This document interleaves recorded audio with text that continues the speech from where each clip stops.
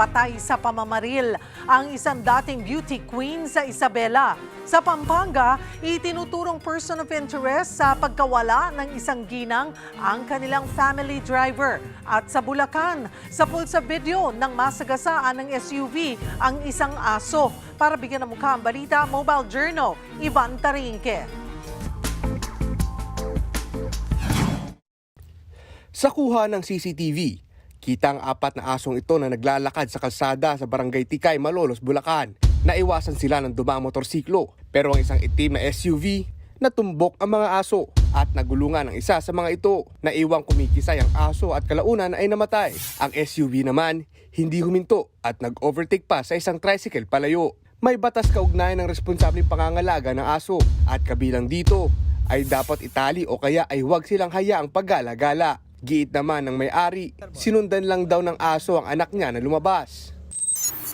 Alas 7:25 ng gabi noong February 12, makikita sa CCTV ang pagdaan ng isang puting SUV sa Barangay Balibago, Angeles City. Minamaneho raw ito ng ginang na si Maria Teresa Mamak. 5 minuto makalipas nito, narinig naman sa kanyang bahay ang malakas na sigaw.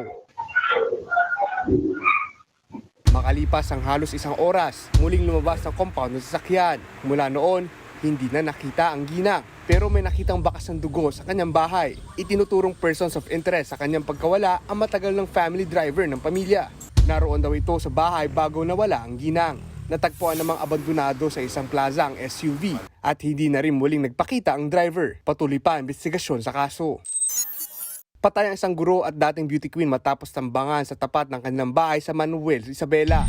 Kinilala ang biktimang si dating Miss Philippine Earth 2013 runner-up Lulet Jane Ramillo de Guzman, 32 anyos. Galing daw sa paaralan ng biktima at nagsundo lang sa 3 niyang anak. Na makababa ang mga bata, dumating ang 2 nakamotorsiklong salarin at saka pinagbabaril ang dating beauty queen sa loob ng sasakyan.